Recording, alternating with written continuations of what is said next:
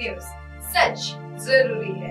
दर्शकों नमस्कार, मैं हूं श्रद्धा तिवारी और आप देख रहे हैं MNS न्यूज टीवी। तो स्वागत है आपका ब्रेक के बाद देश और प्रदेश की खबरों में। एक नजर आज की हेडलाइंस की ओर। अहमदाबाद प्लेन क्रैश हादसे में बचाव का मौका नहीं मिला। डीएनए टेस्ट के बाद मौत के आंकड़े आएंगे, बोले अमित शाह। राजा रघुवंशी हत्याकांड में सोनम की संलिप्तता का आरोप।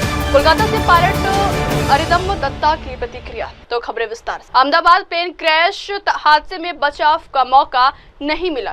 डीएनए टेस्ट के बाद मौत के आंकड़े आएंगे, बोले अमित शाह।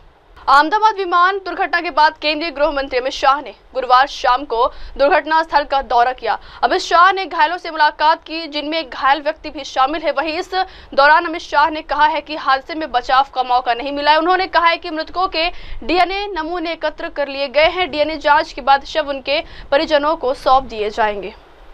उन्होंने कहा है कि विमान में 230 यात्री और 12 क्रू मेंबर सवार थे। एक बचे हुए जो यात्री है उनसे मैं मिल के आया हूँ। विमान में 1.25 लाख लीटर ईंधन और यहाँ के तापमान बहुत ज्यादा था। उन्होंने मृतकों के परिजनों के प्रति संवेदना भी जताई।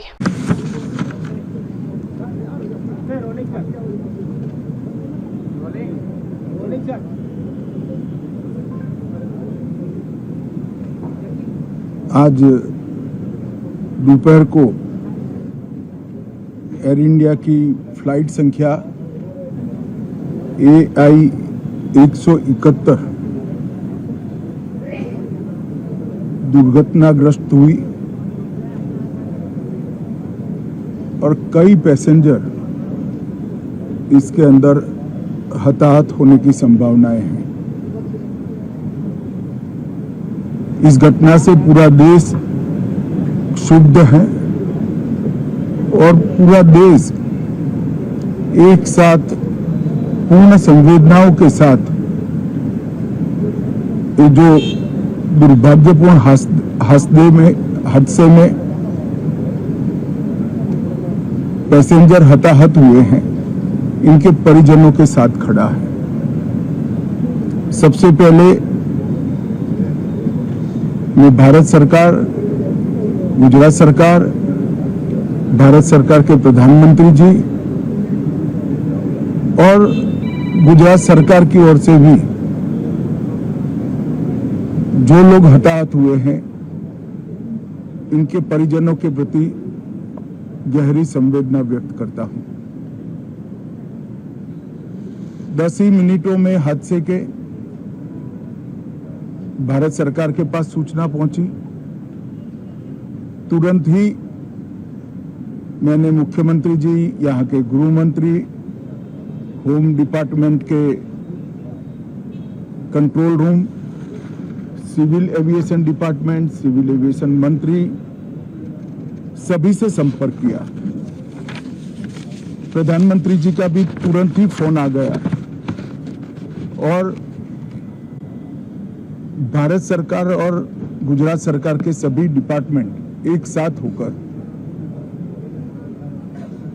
राहत और बचाव कार्य में लगे। इस विमान में कुल मिलाकर 230 यात्री देश के और विदेश के और 12 क्रू मेंबर सवार थे। इसमें से एक यात्री का बचने का अच्छा समाचार मिला है, मैं उनको मिलकर आया हूं। मृत्यु का आंकड़ा तो डीएनए परीक्षण और यात्रियों की पहचान के बाद ही अथॉरिटी अधिकृत रूप से घोषित करेगी, मगर जो यात्री बचा है उसको मैं मिलकर आया हूं। घटना के तुरंत बाद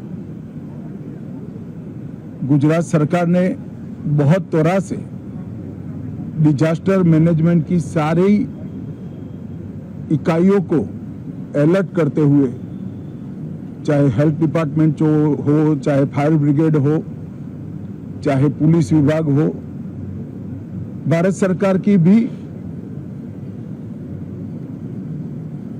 CAPF को संपर्क कर सभी ने एक साथ मिलकर राहत और बचाव का कार्य चालू किया, मगर 1.25 लाख लीटर ईंधन विमान के अंदर ही था और लगभग गर्मी तापमान इतना ऊंचा हो गया कि किसी को बचाने की मौका ही नहीं मिला। अब मैं घटना स्थान पर भी जाकर आया हूं। सारे यात्रियों के मृतदेह को बाहर निकालने का काम लगभग समाप्त हो चुका है। जितने यात्रियों के परिजन यहां पहुंच चुके हैं वो सबका डीएनए लेने की कार्यवाही भी 2-3 घंटों में समाप्त हो जाएगी। विदेश में जिनके परिजन हैं उनको सूचना देने की कार्यवाही समाप्त हो चुकी है और जैसे ही पहुंचते हैं उनके भी डीएनए सैंपल लिए जाएंगे और मृतदेहों की पहचान के लिए जितने मृतदेह मिले हैं इनके भी डीएनए सैंपल लेने की कार्यवाही समाप्त हो चुकी है। गुजरात में ही लगभग 1000 के आसपास डीएनए टेस्ट करने पड़ेंगे। ये सभी टेस्ट करने की क्षमता गुजरात में विकसित है, तो डीएनए टेस्टिंग के लिए कहीं गुजरात के बाहर जाने की जरूरत नहीं पड़ेगी। गुजरात की FSL और नेशनल फॉरेंसिक साइंस यूनिवर्सिटी दोनों मिलकर कम से कम समय में डीएनए का परीक्षण पूरा करने के बाद परिवारजनों को अपना परिजन का मृतदेह सौंपने का काम करेंगे। उनके रहने की सुविधा, उनकी सांत्वना की सुविधा, जिनको मेडिकल प्रॉब्लम ट्रॉमा के कारण हुए इनकी मेडिकल की सुविधा, ये सारी व्यवस्था बहुत सुचारू रूप से हो चुकी है। अभी रिव्यू मीटिंग में सारी व्यवस्थाओं को हम सब मंत्रियों ने साथ में मिलकर देखा है। एविएशन डिपार्टमेंट ने अपनी जांच शुरू कर दी है और जांच तेजी से आगे बढ़े इसके लिए भी एविएशन मंत्री जी ने सूचनाएं दी है। मैं फिर से एक बार राहत काम में जिन एजेंसियों ने त्वरा के साथ बचाव और राहत का काम किया वो सभी का धन्यवाद करना चाहता हूं और फिर से एक बार जिन्होंने अपने परिजनों को गंवाया है, हताहत हुए हैं, वो सभी को मनपूर्वक संवेदनाएं व्यक्त करता हूं। मैं एक बात जरूर कहना चाहता हूं कि ये एक्सीडेंट है, एक्सीडेंट को कोई रोक नहीं सकता, परंतु 365 दिन 24 घंटा इस तरह की घटना के लिए प्रशासन का जो अलर्टनेस है उसकी कसौटी उसी वक्त होती है जब ऐसी घटनाएं होती है। और आज गुजरात के डिजास्टर मैनेजमेंट की तैयारियों का एक प्रकार से दुर्भाग्यपूर्ण तरीके से मगर कसौटी हुआ और बहुत त्वरा के साथ यहाँ पर काम किया गया, वो पूरे देश के मीडिया के सामने और परिजनों के सामने भी आया है। अंत में मैं फिर से एक बार सम्माननीय प्रधानमंत्री नरेंद्र मोदी जी की ओर से, भारत सरकार और गुजरात सरकार की ओर से सभी हताहत लोगों के परिजनों के प्रति गहरी संवेदना व्यक्त करता हूं। धन्यवाद। बढ़ते हैं अगली खबर की ओर। राजा रघुवंशी हत्याकांड में सोनम की संलिप्तता का आरोप। सोनम रघुवंशी के भाई गोविंद ने मीडिया से बातचीत में कहा है कि राज कुशवाहा और अन्य लोगों से सोनम के माध्यम से ही संपर्क बना था जो उसकी संलिप्तता की पुष्टि करता है। उन्होंने बताया है कि राज कुशवाहा कभी मेरी कंपनी में कर्मचारी था और जितेंद्र रघुवंशी मेरा रिश्तेदार है, लेकिन उसका इस हत्या में कोई रोल नहीं है। गोविंद ने यह भी कहा है कि दोनों परिवार इस शादी को लेकर पूरी तरह तैयार थे। सोनम और राजा ने साथ में शादी की शॉपिंग भी की थी, लेकिन जब हकीकत सामने आई तो सब कुछ बदल गया। मुझे पूरी सच्चाई पहले पता नहीं थी, वरना मैं यह शादी कभी नहीं होने देता। अब मैंने सोनम के खिलाफ लड़ने का फैसला कर लिया है। राजा को याद करते हुए गोविंद भावुक हो गए। मुझे राजा पसंद था क्योंकि उसमें बहुत सारी अच्छाइयाँ थी। उसकी हत्या मेरे लिए व्यक्तिगत क्षति है। सर, जो घटनाक्रम हुआ वो तो बहुत बुरा हुआ है और मुझे जब पता चला तो मैं खुद इस चीज़ों को लेकर शर्मिंदा हूँ। जी तो मैं और सोनम से भी आपकी बात हुई थी जब उनका फोन आया था, फिर आपकी मुलाकात हुई तो क्या आपने कुछ पूछा उनसे कि क्या हुआ पूरा? नहीं, मुझे इतना समय मिला नहीं उनसे पूछने का। 2-3 मिनट का जो समय मिला था उसमें ही मैं नॉर्मल ही बात कर पाया और सिर्फ यही पूछा कि क्या इसमें तेरा हाथ है या गलती है, तो उन्होंने मना करा कि नहीं, इसमें मेरा कोई हाथ नहीं है। इन्होंने राजा को मार डाला और मुझे लोगों का बताया, नाम नहीं बताया और काफी 20-25-50 लोग भी खड़े थे। तो मैं भी पूछ नहीं पाया और मुझे भी समझ नहीं आया कि मैं क्या पूछूं, क्योंकि 50 पुलिस वाले थे और सब लोगों के सामने थे, इसलिए। अच्छा, ये राज कुशवाहा जिसका नाम आ रहा है और एक जितेंद्र रघुवंशी, हाँ। ये कौन है और इनका क्या रोल है? देखिए, राज कुशवाहा जिसका नाम आ रहा है वो तो हमारे कंपनी में एम्प्लॉय था, जो गोडाउन का एक मैनेजमेंट वगैरह संभालता था, माल वगैरह डिस्पैच करता था। और जितेंद्र रघुवंशी जो है वो मेरा भाई है, मौसी का लड़का है, बड़ा है मेरे से, 2-3 साल बड़ा भी है। और ये देवास का रहने वाला है और इंदौर में किराए से रहता है, उसके फैमिली के साथ, वाइफ और बच्चे के साथ। और बस भाई है और हमारे गोडाउन में काम भी करता है। कुछ इसमें राजा की हत्या में? नहीं, इनकी कोई भूमिका नहीं है राजा की हत्या में। वो तो एक मतलब 5वीं-8वीं फेल आदमी है। और जितेंद्र रघुवंशी 5वीं-8वीं फेल आदमी है। उसकी देवास में नौकरी थी, नौकरी छूटने का कारण फिर काफी चीजें मशक्कत करना पड़ी, तो अभी 2 साल से मैंने मेरे गोडाउन में इसको काम पे रखा हुआ है। और राज जो है वो तो एम्प्लॉय था कंपनी में मेरी, और उधर कहीं गोविंद कॉलोनी करके जगह है, वहाँ पर उधर रहता है वो। तो 2-3 साल से वो भी कंपनी एम्प्लॉय है। तो इसको पुलिस ने आरोपी जो बनाया है जी, तो क्या मानते हैं इस तरह का कृत्य कर सकता है वो? देखिए, जब राजा जी का शव मिला उसके बाद में फिर सोनम नहीं मिली, फिर सोनम का हमें कॉल आया। उसके बाद में जब सुबह मैंने जब मीडिया पे देखा सुबह 9 बजे, मैं एक्चुअली रास्ते में था तो देख नहीं पाया। जब फ्लाइट से कोलकाता एयरपोर्ट उतरा तो वहाँ पे मैंने देखा मीडिया में कि राज कुशवाहा और उसके कुछ दोस्त यार पकड़ा गए हैं। तो मुझे वहाँ पे पूरी पिक्चर क्लियर हो गई थी कि राज कुशवाहा का नाम आ रहा है, दोस्तों का नाम आ रहा है, तो इसमें फिर इनकी पूरी रची हुई प्लानिंग होगी कोई। मगर फिर भी मैंने एक जीत करी थी कि मुझे सोनम से मिलना है। जी। सोनम की भूमिका आप मानते हैं इसमें रही है? बिल्कुल रहेगी सोनम की भूमिका। अगर सोनम की भूमिका नहीं होती तो ये जो चैनल बनी हुई है, राज कुशवाहा हुआ, विशाल वगैरह, ये जो चैनल बनी हुई है ये सोनम के थ्रू ही बनी हुई है, इसलिए मैं मानता हूँ कि उसकी भूमिका है। अच्छा, बाकी जो आरोपी हैं 3, विशाल, आकाश और आनंद, इनको पहचानते हैं? नहीं, उनको मैं नहीं पहचानता। उनका नाम वगैरह 1-2 बार राज के मुंह से सुना है कि कभी उसको कोई लेने आया है या कुछ हो, तो ऐसा नॉर्मल नाम ही सुना है बस कि मेरे दोस्त हैं वे। अच्छा, शादी का रिश्ता हुआ तो सोनम का राजा का, तो क्या सोनम जी नाखुश थी, राजी नहीं थी? देखिए, ऐसा तो कुछ मुझे मालूम नहीं चला, क्योंकि हमने शादी दोनों ही परिवार ने मिलके करी थी और बड़ी खुशी करी थी। और उसके लिए शॉपिंग भी दोनों परिवारों ने मिलके शॉपिंग करी, दोनों बच्चों ने मिलके शॉपिंग करी। तो हमने बताया नहीं मम्मी को, पापा को? नहीं, मम्मी पापा को भी अगर बताते तो देखिए, हम मतलब वो तो मम्मी पापा अगर मुझे भी बता देते, हम ना तो लड़की का भविष्य बेकार होने देते, ना किसी लड़के का होने देते। जिसका हमें अंदेशा कुछ भी नहीं था, इसलिए ये अनहोनी हो गई। आपने मीडिया से कहा था कि आप सोनम के खिलाफ जो है लड़ेंगे। देखिए, जो उसने जुर्म करा है उसके लिए तो मुझे लड़ना चाहिए और मेरे को सोनम के खिलाफ ही लड़ना है। मैंने ये निर्णय बनाया है। अब ये जैसे आप कल जो आप गए थे राजा के घर पे, माताजी से गले भी मिले जी, तो ये क्या मतलब आप मैसेज देना चाह रहे हैं, क्योंकि अब उनका बेटा नहीं रहा?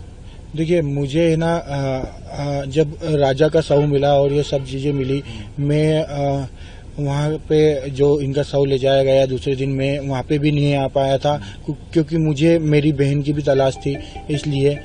और मुझे राजा से बड़ा प्रिय था, मतलब मेरे राजा बड़ा लाड़का था। और मैंने जो लड़का देख के शादी करी थी, मैंने बहुत सारी चीजें देखी थी, क्योंकि मैंने भी मेरी बहन दी थी। उस हिसाब से राजा मेरे को बहुत प्रिय था और मैं उन चीजों को बयान नहीं कर पा रहा था, इसलिए मुझे रोना और आ गया था। बढ़ते हैं अगली खबर की ओर।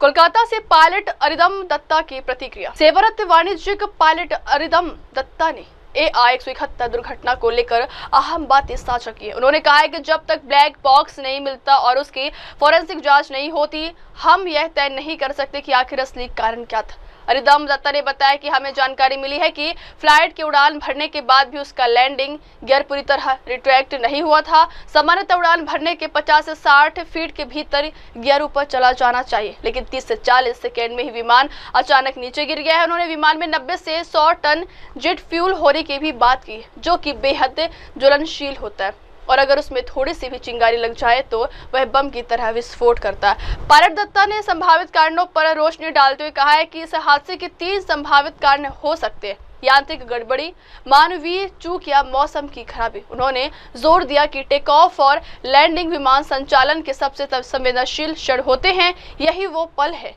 जब दुर्घटनाएं ज्यादा होती। Basically, this is the very initial stage to give any comments. So unless and until the black box recover and investigate from black box, I can't give you the exact details. But 2-3 things, obviously, it's came on our knowledge that after takeoff, landing gear was still down because at least 50 to 60 feet it should be up. And then after it sinks a lot and within 30-40 seconds, with a huge amount of fuel, it's not less than 90 to 100 tons fuel. That's aviation gasoline. It's highly inflammable in nature.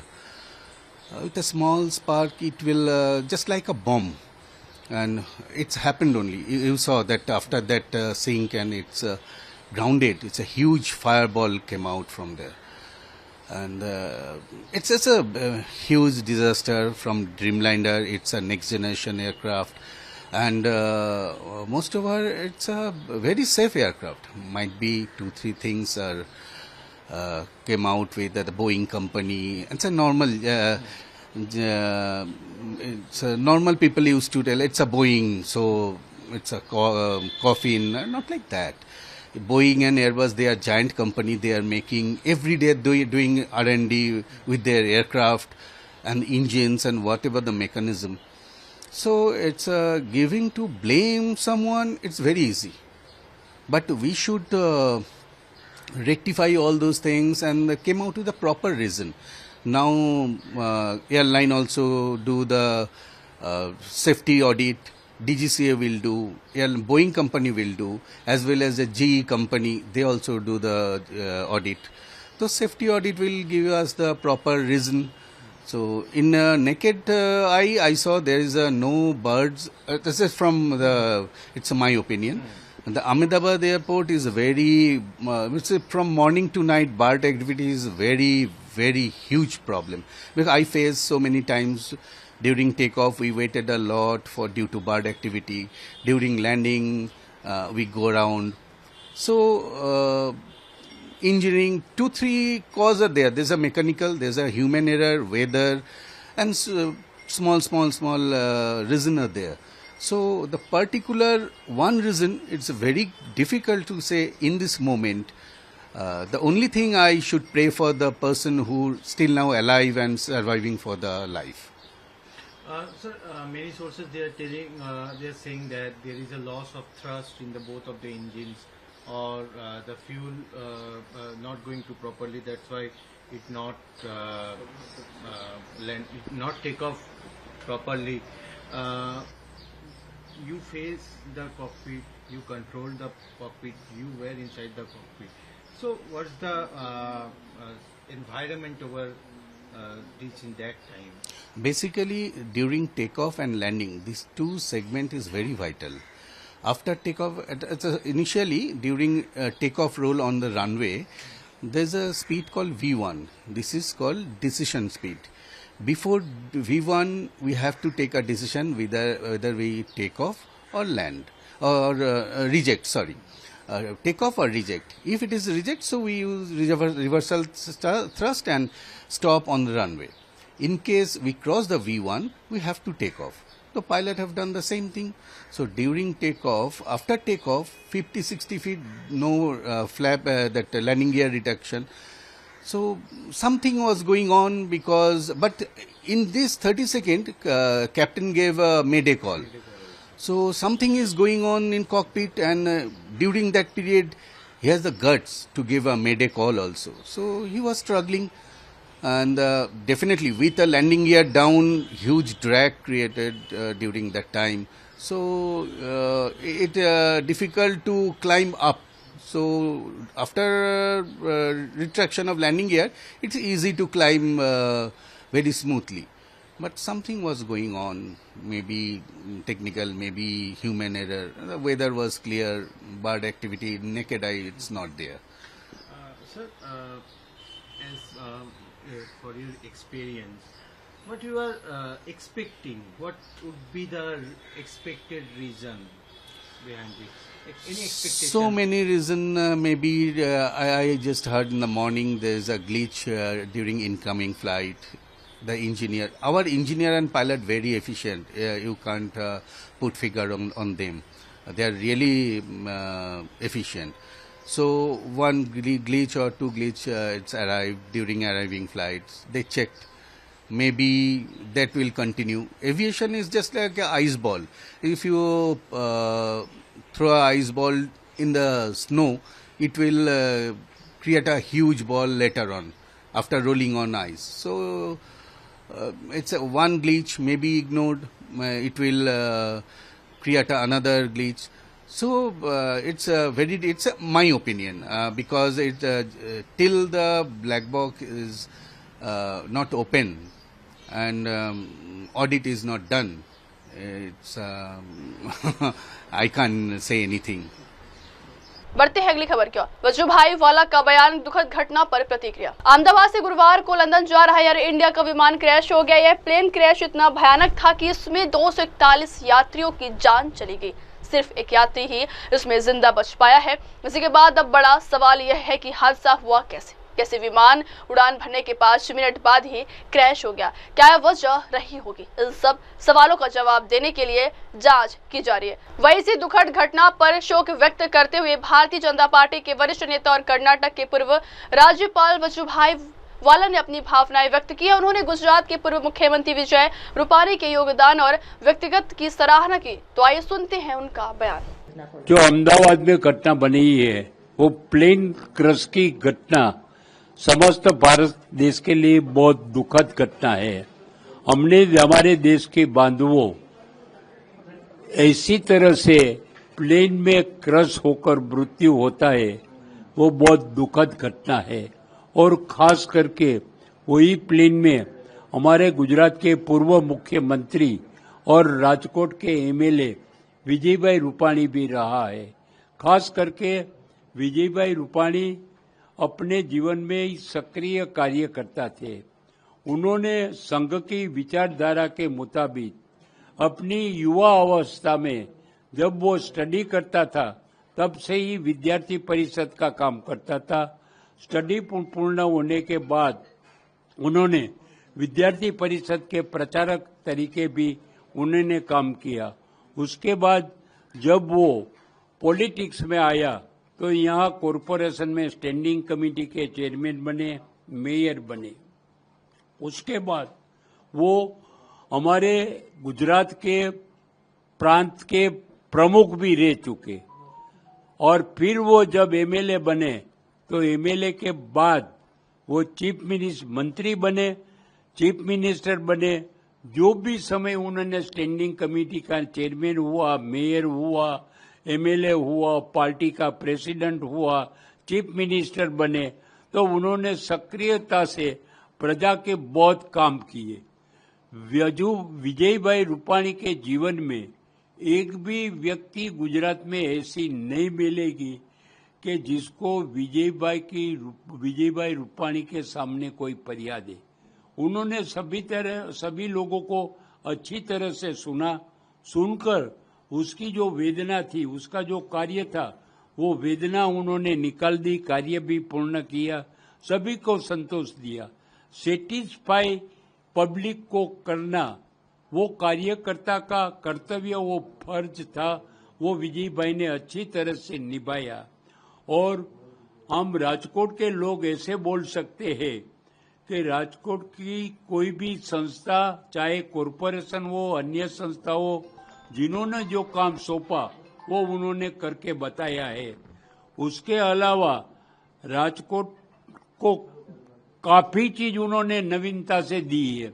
इसीलिए राजकोट का विकास में विजयभाई रूपाणी का बहुत योगदान है। उसका सरल स्वभाव और दुश्मन रहित आदमी, किसी को विवादास्पद से दूर रहने वाला आदमी, वो पॉलिटिक्स में मिलना कम होता है। उसी में से विजयभाई रूपाणी एक ऐसा आदमी है कि जिसका कोई दुश्मन भी नहीं है, जिसका कोई विवादास्पद सब्जेक्ट भी नहीं है। ऐसी विरल व्यक्ति हमारे राष्ट्र की समस्या दूर करने के लिए, प्रजाकीय कार्य करने के लिए सक्रिय हो, ऐसा आदमी विजयभाई रूपाणी था। हमारे तो वो परिवार के सभ्य की तरह से ही हम सब लोगों ने काम किया है। ऐसी विरल व्यक्ति को मैं मेरी ओर से और हमारी पार्टी की ओर से उसको भावांजलि और श्रद्धांजलि अर्पण करता हूँ। और विजयभाई रूपाणी के जीवन में से सब कार्यकर्ता प्रेरणा लेकर प्रजा का काम बहुत करे, ऐसी ही कार्य शक्ति निर्माण हो, वही विजयभाई रूपाणी को सबसे अच्छी श्रद्धांजलि हो सकती है। सर, वो चीफ मिनिस्टर थे तो वो आपको भी कई बार फोन करते थे, गाइडेंस मांगते थे, कुछ ऐसी वो हमारे कोई भी जो समस्या होती थी, कोई सूचन होता तो मैं विजयभाई को बोलता। विजयभाई को कोई यदि उसी को जरूरत होती तो वो तो विजयभाई मुझे नहीं, हमारे सीनियर सभी कार्यकर्ताओं को साथ संपर्क में रहते थे। और वो जो कार्य करते थे उसी का उसको अभिमान नहीं था कि मैंने किया, ऐसा कभी विजयभाई ने कहा ही नहीं। हम सब साथ में मिलकर प्रजा का कार्य करना ये पॉलिटिकल पार्टी का कर्तव्य और फर्ज था, और उन्होंने बहुत अच्छी तरह से एक सिंपल कार्यकर्ता की स्वभाव से उन्होंने निभाया है। सर, पॉलिटिकल लेवल पर विजयभाई अब नहीं रहे सौराष्ट्र के लिए, एक बहुत बड़ी क्षति भी मानी जाएगी। देखो, वो आज वो गुजरात में से चीफ मिनिस्टर रहे, तो बाकी के लोग चीफ मिनिस्टर जब बने तो विजयभाई को पंजाब की जवाबदारी सौंपी, पंजाब का कार्य करने के लिए, दिल्ली का कार्य करने के लिए, और सारे हिंदुस्तान में कोई भी जगह को काम के लिए पार्टी की जरूरत होती थी तब विजयभाई को भेजता था। और विजयभाई उसके स्वभाव के मुताबिक सभी जगह पर अच्छी तरह से वो कार्य करते थे। बढ़ते हैं अगली खबर की ओर। लुधियाना उपचुनाव से तय होगा केजरीवाल का सियासी भविष्य, आपकी जीत से खुलेगा राज्यसभा का दरवाजा। पंजाब की लुधियाना विधानसभा सीट पर बुधवार को यानी 19 जून को वोटिंग होनी है। लुधियाना उपचुनाव को 2027 में होने वाले पंजाब विधानसभा के चुनाव का सेमीफाइनल माना जा रहा है। यह उपचुनाव आम आदमी पार्टी के उम्मीदवार संजीव अरोड़ा की किस्मत का ही फैसला नहीं करेगी, बल्कि अरविंद केजरीवाल के सियासी भविष्य का भी निर्णय करेगा। इसके चलते केजरीवाल लुधियाना में संजीव अरोड़ा को जिताने के लिए दिन रात एक किए हुए। आम आदमी पार्टी के कैंडिडेट संजीव अरोड़ा उपचुनाव जीतते हैं तभी अरविंद केजरीवाल के राज्यसभा जाने का दरवाजा खुल सकेगा, नहीं तो 4 साल तक उन्हें राजनीतिक वनवास झेलना होगा। यही वजह है कि अरविंद केजरीवाल ने इन दिनों संजीव अरोड़ा को उपचुनाव जिताने के लिए पंजाब में डेरा जमा रखा है और उनकी जीत पर मंत्री बनाने की गारंटी लोगों को दे रहे। ऐसे में देखना है कि केजरीवाल की किस्मत लुधियाना से तय होती है कि नहीं। एक क्लर्क था, वो उसकी 5-7 हजार रुपए महीना तनख्वाह थी। भगवान ने पता नहीं क्या खेल खेला, उसके घर में एक बच्चा पैदा कर दिया। उस बच्चे को ऐसी बीमारी दे दी जो करोड़ों करोड़ों लोगों में से एक आदमी को, एक बच्चे को होती है, और बड़ी मुश्किल से वो बच्चा पैदा हुआ उनके घर में। अखबार में आया कि एक ऐसा बच्चा है, और वो परिवार कहीं से उन्हें पता चल गया संजीव अरोड़ा जी बड़े दयालु आदमी हैं, इनके पास चले जाओ तो इनके मना नहीं करते। इनके पास बहुत लोग आते हैं, गरीब लोग आते हैं, किसी के बच्चे की फीस नहीं है, ये फीस दे देते हैं कहीं से। बड़े इन्होंने चैरिटेबल इंस्टीट्यूट बना रखे हैं, किसी का इलाज नहीं हो रहा है या इलाज करा देते हैं। पता नहीं कितने लोगों का इन्होंने काम कराया है। तो वो आदमी आया इनके पास, बोला जी मेरे बच्चे को यह बीमारी है। इन्होंने डॉक्टर को दिखाया, डॉक्टर बोला ये बड़ी रेयर बीमारी है, 16 करोड़ रुपए का इंजेक्शन लगेगा, स्विट्जरलैंड में बनता है। मैं मन में सोच रहा था, अगर हमारे में से किसी के घर में भी ऐसा बच्चा पैदा हो जाता, हमारी भी हिम्मत नहीं होती उसको 16 करोड़ का कहीं से इंजेक्शन लगवाने की। कुछ नहीं कर सकते थे, भगवान पे छोड़ देते हम लोग कि भगवान की करम है जी, भगवान की इच्छा है, भगवान ने ऐसा बच्चा पैदा किया, अब क्या करें, भगवान के ऊपर छोड़ देते हम लोग। इन्होंने हार नहीं मानी, उस गरीब के बच्चे के लिए ये 16 करोड़ रुपए इकट्ठे करने चल पड़े। 16 करोड़ रुपए इकट्ठे करने में मेरे पास आए, ये बोले जी एक बच्चा है उसके लिए मैं 16 करोड़ रुपए इकट्ठे कर रहा हूं। तब तक इन्होंने 4-5 करोड़ रुपए इकट्ठे कर लिए थे। मेरे को समझ नहीं आया कि 16 करोड़ रुपए इकट्ठे हो जाएंगे क्या, मुझे यकीन नहीं था। पर मैंने अपनी तरफ से पूरी मदद की, मान साहब ने अपनी तरफ से पूरी मदद की, अखबारों में इश्तिहार निकलवाए, बड़े बड़े बॉलीवुड वालों से, एक्टर एक्ट्रेसेस से बात की, सब लोगों से पैसे इकट्ठे करके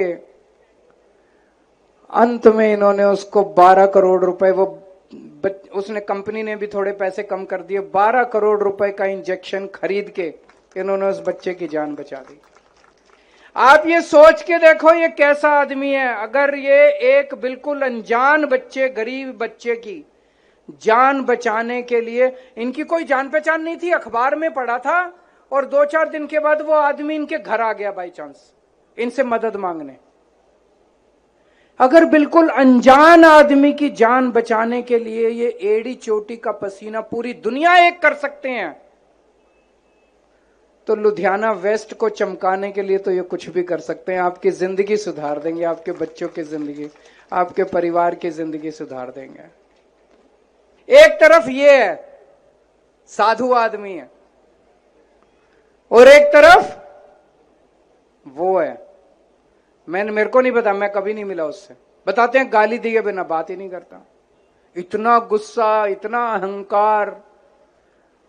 और संजीव अरोड़ा का तो नारा है, ना गुस्सा ना अहंकार, आगे क्या है? संजीव अरोड़ा इस बार। तो गुस्से वाले को क्यों वोट देते हो, अहंकार वाले को क्यों वोट देते हो? इस बार ऐसे आदमी को वोट दो जो कि पोलाइट है, आपसे मिलेगा, आपके काम करेगा, आपके घर में ये सारे काम मान साहब से करा के लाएगा। मान साहब का बड़ा खास है, सारे काम करा के लाएगा, और नहीं भी होगा तो ये अपने पैसे से आपके काम कराएगा, उसमें भी ये पीछे नहीं हटेगा। और आज मैं एक बड़ा ऐलान करने जा रहा हूं, अगर आपने आशु को वोट दिया तो एक विपक्ष का एमएलए मिलेगा आपको, जो आपके कोई काम नहीं करा पाएगा। आप 19 तारीख को अपना काम पूरा कर दो, इनको एमएलए बना दो, 20 तारीख को हम इनको मंत्री बना देंगे, कैबिनेट मंत्री। अभी अभी मेरी मान साहब से बात हो गई है, मान साहब की भी सहमति है इस पे कि संजीव अरोड़ा जी को आप यहां से लुधियाना वेस्ट से आप अपना पूरा फर्ज कर दो, आप इनको एमएलए बना के भेज दो, हम इनको पंजाब की कैबिनेट के अंदर मंत्री बना देंगे। और मंत्री के पास तो पता नहीं कितनी पावर होती है, मंत्री के पास तो पता नहीं कितने फंड होते हैं। ये लुधियाना वेस्ट को, आपके बच्चों को, आपके परिवार को, सबकी जिंदगी चमका देंगे, सबका सुधार कर देंगे। जैसे मान साहब ने कहा 19 तारीख को वोट डालने जरूर जाना, सुबह सुबह चले जाना, धूप बहुत ज्यादा है, लाइनों में खड़े होना पड़ेगा, इसीलिए सुबह सबसे पहले, खाना बाद में खाना, नहाना बाद में, जाके पहले सुबह सुबह नहा के चले जाना और वोट डाल के आना। सब लोग वोट डालने जरूर जाना, और 1 नंबर का बटन है, 1 नंबर के ऊपर वोट डालना है। बढ़ते हैं अगली खबर की ओर। अहमदाबाद विमान हादसा, गुजरात एटीएस को प्लेन के मलबे से मिला डीवीआर। अहमदाबाद में एयर इंडिया प्लेन हादसे के बाद से पूरे देश में लोग शोक जताने के साथ इस बात से हैरान है कि इतना बड़ा हादसा कैसे हो गया, कहां चूक हो गई। इस सवाल का जवाब अभी किसी को नहीं मिल पाया। आज पीएम मोदी ने भी अहमदाबाद पहुंचकर घटनास्थल का दौरा किया। इस दौरान गुजरात एटीएस को घटनास्थल के निरीक्षण के दौरान मलबे से डिजिटल वीडियो रिकॉर्डर मिला है। अब सवाल ये है कि क्या इससे पता चलेगी हादसे की वजह। गौरतलब है कि घटना के पीछे साजिश का भी अंदेशा जताया गया है। आज सुबह एटीएस को घटनास्थल से डीवीआर मिला, जिसे जब्त कर लिया गया है। इसकी जांच की जाएगी। गुजरात एटीएस की टीम पूरे प्रकरण की पैरेलल जांच कर रही है। सर ये क्या है इसमें? ये डीवीआर है। डीवीआर अंदर का मैक्स का नहीं, वो देखना पड़ेगा कि कौन सा है। मलबे में से निकला है। मलबे में से निकला है सर। और क्या क्या निकला है? सामान है वो क्या है?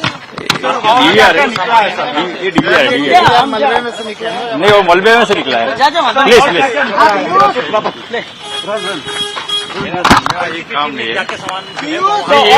मेरा काम नहीं है, ये दूसरा काम सर अभी आप लोग फिर से जाएंगे नहीं, एफएसएल की आएगी। आप लोग ने अंदर क्या क्या किया सर? एनएसजी की टीम ने क्या किया? नहीं, मैं एनएसजी से नहीं हूँ। Police, Gujarat police. नहीं, मैं एटीएस से हूँ। एटीएस से? Yes sir. बढ़ते हैं अगली खबर की ओर। अहमदाबाद अस्पताल में मृत यात्रियों की पहचान के लिए डीएनए सैंपलिंग जारी। अहमदाबाद के सिविल अस्पताल में मृत यात्रियों की पहचान की प्रक्रिया जारी है। हादसे में बुरी तरह से क्षत विक्षत शवों की शिनाख्त के लिए अब डीएनए सैंपलिंग का सहारा लिया जा रहा है। अधिकारियों के मुताबिक कई शव इस कदर जल चुके हैं कि उनकी पहचान सिर्फ दृश्य रूप से संभव नहीं हो पा रही। ऐसे में डीएनए जांच की एकमात्र विकल्प बचा है। इस बीच अस्पताल प्रशासन और पुलिस विभाग परिजनों को हर संभव सहायता देने का प्रयास कर रहे हैं। मृतकों की पहचान होती ही शव उन्हें सौंपे जाएंगे। वहीं इस दर्दनाक हादसे में कई परिवारों ने अपनों को खोया है। अब सभी की निगाहें डीएनए रिपोर्ट्स पर टिकी है, जिससे अपनों को अंतिम विदाई दी जा सके।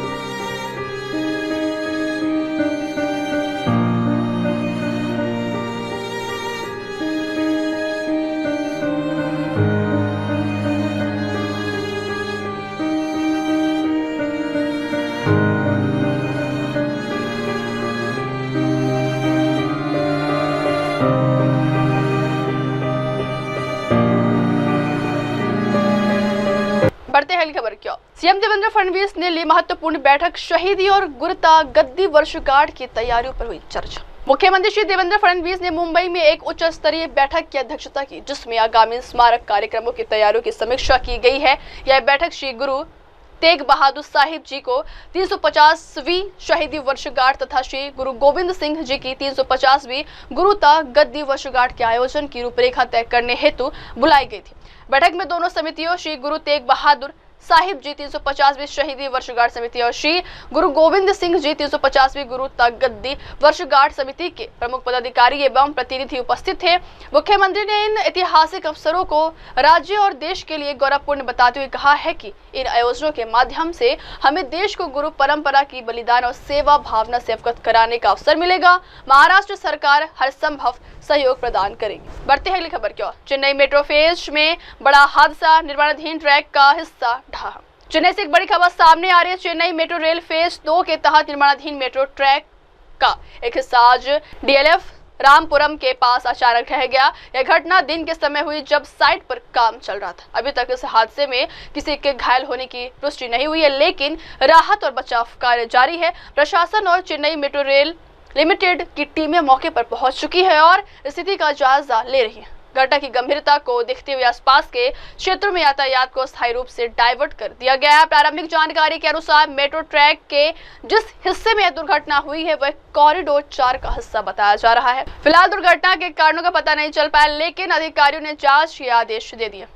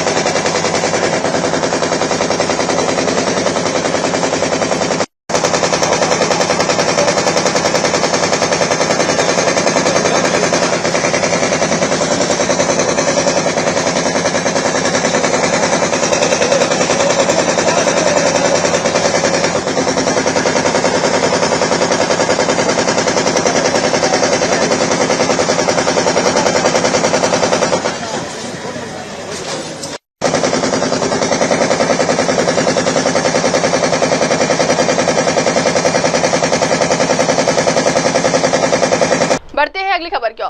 अहमदाबाद विमान दुर्घटना पर अन्ना हजारे ने जताया गहरा शोक। 12 जून 2025 को अहमदाबाद में हुए एयर इंडिया की विमान AI 171 की दर्दनाक दुर्घटना ने पूरे देश को झकझोर कर रख दिया है।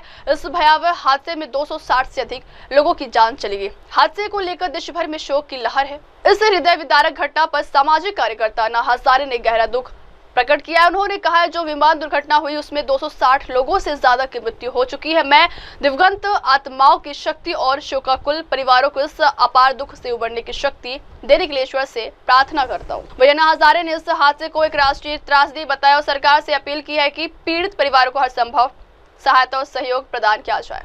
12 जून 2025 को अहमदाबाद में जो दुर्घटना हुई, विमान दुर्घटना हुई है, इस दुर्घटना में 260 से अधिक लोग मृत हो गए। इन मृत हो गए लोगों के आत्मा को चिर शांति मिले और उनके परिवार में जो दुख हुआ है वो दुख को कम करने की शक्ति ईश्वर ने उनको दे इसलिए मैं ईश्वर के चरणे प्रार्थना करता हूँ। बढ़ते हैं अगली खबर की ओर। पूर्व सांसद इम्तियाज जलील के खिलाफ एड्रेस स्ट्रीट का मामला दर्ज। पालक मंत्री संजय शिरसाट पर जमीन हड़पने का आरोप लगाते हुए जातिवादी टिप्पणी करने के आरोप में गुरुवार को क्रांति चौक पुलिस स्टेशन में पूर्व एमआईएम सांसद इम्तियाज जलील के खिलाफ अत्याचार का मामला दर्ज किया गया है। रिपब्लिकन पार्टी ऑफ इंडिया के मराठवाड़ा कार्यकारी सदस्य लक्ष्मण सुदामा राव हिवराले निवासी क्रांति द्वारा दर्ज कराई गई शिकायत के अनुसार इम्तियाज जलील ने बुधवार को दोपहर में एक होटल में प्रेस कॉन्फ्रेंस की थी। उस समय जलील ने कहा है कि संरक्षक मंत्री संजय शिरसाट ने उल्लेख किया था कि शाजापुर में समुदाय जाति का जिक्र करते हुए बोला था कि आरक्षित भूमि को इसलिए नष्ट कर दिया गया है क्योंकि वह समुदाय की थी। इम्तियाज जलील ने पूर्व विधानसभा क्षेत्र से चुनाव लड़ा था। उस समय पुंडलिक नगर थाने में उनके खिलाफ भाजपा पदाधिकारी पर जाति सूचक टिप्पणी करने का मामला भी दर्ज हुआ था। बढ़ते हैं अगली खबर की। एयर इंडिया फ्लाइट AI-171 हादसा एकनाथ शिंदे ने जताया गहरा शोक। आज अहमदाबाद में एक दर्दनाक हादसा सामने आया जब एयर इंडिया की फ्लाइट AI-171 दुर्घटनाग्रस्त हो गई। इस दुखद घटना पर महाराष्ट्र के उप मुख्यमंत्री एकनाथ शिंदे ने गहरा शोक व्यक्त किया है। एकनाथ शिंदे ने कहा है कि यह एक बेहद दुर्भाग्यपूर्ण और विनाशकारी विमान दुर्घटना है। जिन लोगों ने इस हादसे में अपने प्रियजनों को खोया है उनके प्रति मेरी संवेदनाएं हैं। हम इस मुश्किल घड़ी में पीड़ित परिवारों के साथ खड़े हैं। राज्य सरकार हर संभव सहायता प्रदान करेगी। फिलहाल राहत और बचाव कार्य जारी है और प्रशासन हालात पर नजर बनाए हुए विस्तृत जानकारी की प्रतीक्षा की जा रही है। एयर इंडिया का जो हादसा हुआ है, विमान हुआ है, ये बहुत ही दुर्भाग्यपूर्ण घटना है। ये बहुत ही दुखद घटना है। ये मैं कभी इसके बारे में संवेदना मैंने जताई है क्योंकि ये बहुत बड़ा हादसा है, बहुत बड़ी दुर्घटना है और लोगों को समझने से पहले ही ये विमान जो है बड़ा बोइंग एयरक्राफ्ट नीचे गिर गया और सभी विमान प्रवासी एक लकीली से बच गया और 240 से ऊपर लोगों की मृत्यु हुई है और जहाँ पर गिरा मेडिकल कॉलेज के ऊपर वहाँ भी लोगों की कैजुअलिटी हुई है। ये बहुत बड़ा हादसा है और ये उसके लिए मैं संवेदना जताता हूँ, दुख व्यक्त करता हूँ। उनके परिवारजनों को ये दुख सहन करने की शक्ति प्रदान करनी चाहिए और वहाँ पर खुद देश के प्रधानमंत्री नरेंद्र मोदी जी पहुँचे हैं, वो भी खुद जायजा ले रहे हैं और देश के गृह मंत्री अमित शाह जी वो भी कल ही रवाना हुए थे और ये बहुत बड़ा हादसा है। अभी इसमें जो महाराष्ट्र के कुछ लोग हैं उनको भी हमने महाराष्ट्र शासन के माध्यम से हेल्प डेस्क शुरू किया है। उनके परिवार को कोई उनके बारे में जो भी जानकारी चाहिए थी वो देने का काम शासन ने हमारे कंट्रोल रूम के माध्यम से दिया है और जो भी सहयोग महाराष्ट्र के जो हमारे लोग हैं उनको जो भी चाहिए वो महाराष्ट्र सरकार देगा। निश्चित रूप से हमारी डिजास्टर मैनेजमेंट की जो टीम है उस पर मॉनिटरिंग कर रहे हैं। खुद हमारे मुख्यमंत्री जी भी बारीकी से ध्यान रखा है। पूरी जो हादसा जो है ये गुजरात सरकार और दिल्ली सरकार ने गंभीरता से लिया है। महाराष्ट्र के कुछ प्रवासी है उसमें कुछ दूसरे विभाग के कर्मचारी है उनके बारे में भी महाराष्ट्र सरकार ने गंभीरता से लिया। बढ़ते हैं अगली खबर की। ऑपरेशन सिंदूर के समय एक्टिव थे, अब क्यों गायब? इजराइल ने ईरान पर हमला कर दिया है। ऐसे के बाद अब पीपुल्स डेमोक्रेटिक पार्टी के प्रमुख महबूबा मुफ्ती ने ईरान और इजराइल के बीच छिड़ी जंग पर पोस्ट किया और भारत पाकिस्तान के बीच छिड़े तनाव के दिनों में अमेरिका की भूमिका का जिक्र किया। वही ईरान इजराइल के बीच अमेरिका क्या रोल निभा रहा है उस पर भी सवाल उठाए। इजराइल ने ईरान पर शुक्रवार को सुबह तड़के अटैक किया। इजराइल ने ईरान के सैन्य और परमाणु ठिकानों को निशाना बनाया है। इस हमले में ईरान को भारी नुकसान पहुंचा है, साथ ही कई प्रमुखों की मौत भी दर्ज की गई है। महबूबा मुफ्ती ने आगे कहा है कि भारत पाकिस्तान तनाव के मामले में अमेरिका यह दावा करने से कभी नहीं चूकता है कि तनाव को बढ़ने से रोकने में उसका हस्तक्षेप अहम रहा है।